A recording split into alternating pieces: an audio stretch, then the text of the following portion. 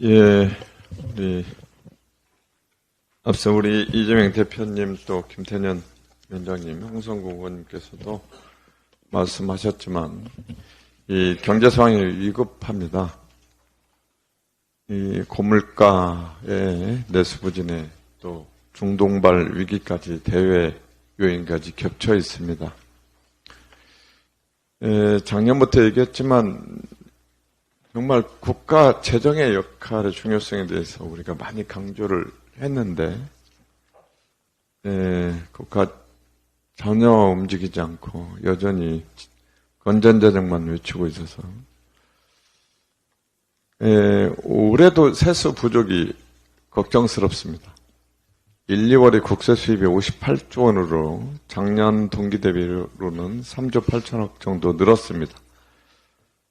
하지만 이건 역대급 세수펑크 이전인 재작년 국세 수입 70조에 비하면 여전히 지금 부진합니다.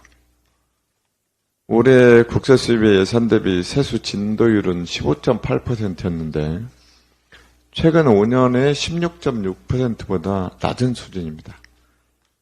그리고 작년도 1, 2월 진도율하고 거의 비슷합니다. 그래서 올해 또 세수 상황이 좋지 않을 걸로 이렇게 생각을 합니다. 특히 이에 더해서 윤석열 정부가 올해 1분기에 한국은행 일시대출금으로 32조 5천억을 땡겼었습니다. 통계 작성을 시작한 2011년 이래 최대 규모이고 이자 지급만 벌써 638억 원에 달하고 있습니다. 건전재정을 표방한 감세정책 추진으로 세수는 부족한데 선거용 재정 투입은 확대됐으니 당연한 결과입니다. 지난 2월 이 대정부 질문에서 최상목 부총리는 윤석열 정부는 부자 감세를 한 적이 없다라고 말했습니다. 하지만 기획재정부가 국회에 제출한 자료에 따르면 올해 연소득 7,800만 원 이상의 고소득자가 혜택 받는 조세 지출 규모는 15조 4천억으로 추산됩니다. 고소득자 대상의 조세 지출은 2019년도에서 2021년도 사이에는 한 10조 원 정도 규모였습니다. 그런데 22년도에 15조 5천억, 작년에 14조 6천억 원으로 급격히 상승했습니다. 불과 3년 만에 고소득자의 감세 규모가 54%나 늘어난 겁니다. 이런데도 부자 감세가 아니라니 손바닥으로 하늘을 가리는 격입니다. 고소득자 감세로 인해 세수 비중도 늘었습니다. 전체 개인에게 돌아간 감세 혜택 중에서 고소득자의 수혜 비중은 각각 2022년도에 34%였고 2023년도에 33.4%로 예상됩니다. 이거는 2019년도 이후에 5년 만에 최대인데 고소득자와 대기업 중심으로 감세 규모가 늘면서 올해 조세 지출 총액은 77조 1천억 원의 역대 최대치를 기록할 예정입니다.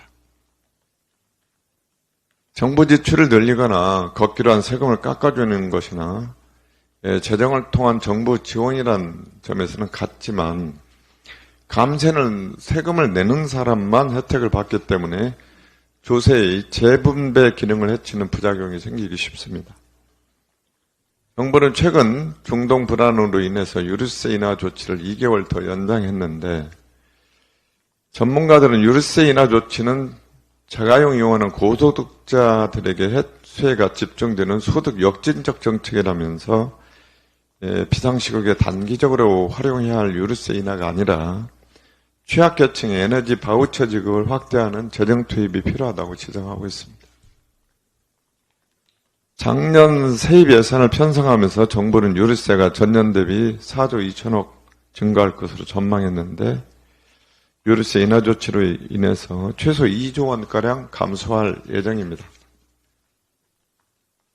이뿐만 아니라 작년 말 기습적으로 발표한 주식 양도세 대주주 기준 상향, 윤석열 정부 출범 이후에 60% 최저치로 결정해놓은 종부세 공정시장가의 비율 등 윤석열 정부는 자산가 감세 정책을 고집스럽게 붙잡고 있습니다. 생활물가 상승에 서민의 살림살이는 팍팍히 지고 있는데 부자 세금을 깎아준 다음 나라 살림 무슨 돈으로 꾸릴지 걱정스럽기만 합니다. 아니나 다를까 작년 불용액이 45조 7천억 원입니다. 역대 최대 불용액입니다. 지방정부에 돌아갈 교부금, 교부세를 지급하지 않고 세수 부족의 부담을 지방정부에 떠넘겼습니다. 그렇다 보니까 취약계층 지원 예산인 의료급여의 불용액이 7천억 원, 고령 측에 지급되는 기초연금 지급 지원 예산 불용액도 3,306억 원. 윤석열 정부는 건전재정을 외치면서 방만한 재정 운용에서 벗어나 건전재정 기조화의 약자 보호 등 연대와 공정의 가치 확립에 집중한다고 주장했는데 그 결과 취약계층 예산 1조 원이 불용됐습니다.